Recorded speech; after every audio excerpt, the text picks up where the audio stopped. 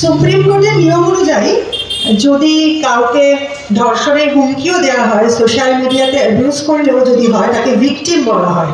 আর নিয়ম হচ্ছে ভিকটিমের নাম, পরিচয় সবটা গোপন রাখার কথা। আনলিস অ্যান্ড আনটিল ভিকটিম নিজে বলছে আমার পরিচয় প্রকাশ করা হোক। ঠিক যেরকমভাবে আমরা নির্ভয়ের আসল পরিচয় কোথাও প্রকাশ করতে পারি না, তিলোত্তমার আসল পরিচয় কোথাও প্রকাশ করতে পারি না, ঠিক সেই রকম একই নিয়মে যখন গণমাধ্যম আমার সাথে কথা বলতে আসে, তারা বলেছিল তোমার মুখটাকে তাহলে ব্লার করে দিই আর নামটা যাবে না। আমি বলেছিলাম না, আমার নাম, মুখ, পরিচয় সমস্ত যাবে। তার কারণ মুখ ঢাকবে যারা অপরাধী তারা, আর যারা অপরাধীকে ধামাচাপা দিচ্ছে, অপরাধকে প্রশ্রয় দিচ্ছে তারা। আমরা সুস্থ, স্বাভাবিক, স্বাধীন নাগরিক সৎভাবে বাঁচছি, আমরা কেন মুখ ঢাকবো? এবং আমার মনে হয়েছে আমি যদি সামনে সেই কথাগুলো বলি, কারণ আমি জানি আমার কথা গণমাধ্যমে, সমাজ মাধ্যমে আপনারা যেহেতু আমাদেরকে দেখেন কোথাও পর্দায়, আমাদের কথা আপনারা জানতে পারছেন, কিন্তু আমি জানি এখানে যারা রয়েছে এবং যারা এখানে নেই প্রত্যেককে কিন্তু কোনো না কোনোভাবে লোকালি থ্রেট দেওয়া হচ্ছে। কোথাও প্রত্যক্ষভাবে দিচ্ছে, কোথাও পরোক্ষভাবে দিচ্ছে। আচ্ছা তুই গেছিলি, ঠিক আছে দেখে নেব।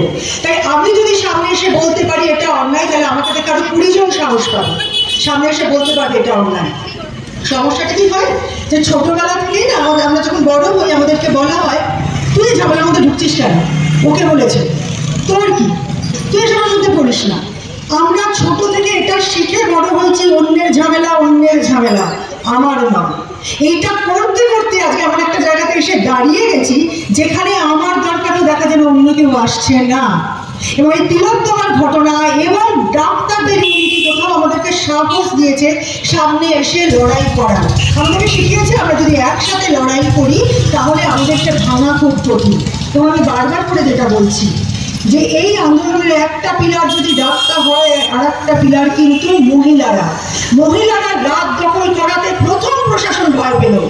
প্রথম বললেন নর্থ বেঙ্গলের একজন নেতা যে আচ্ছা একজন বিধায়ক, ঠিক আছে এরপরে যদি বাড়িতে বরের সাথে ঝামেলা হয় আমাদেরকে বলতে এসো না, তার মানে ভয় পেয়েছে।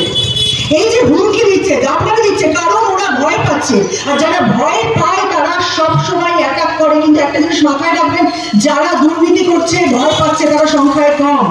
আমরা যারা সাধারণ মানুষ, আমাদের যাদের কোনো পতাকা নেই, কারণ প্রথমেই ধরে নেওয়া হয় ও আচ্ছা এতালে রাম, ও আচ্ছা এতালে বাম, ও আচ্ছা এতালে গেরুয়া, এ সবুজ, এ বেগুনি, এ পাটকিল, আমরা কেউ নই।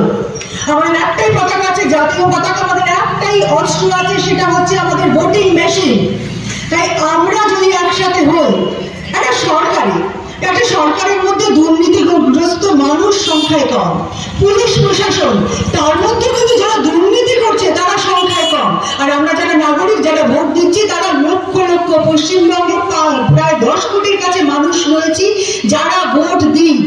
তার মধ্যে দুর্নীতি করছে হয়তো 10 লক্ষ মানুষ, আর বাকিরা যদি একসাথে হই তাহলে কিন্তু সবাই উল্টে যাবে, সে যে কোনো রাজনৈতিক দল হোক না কেন।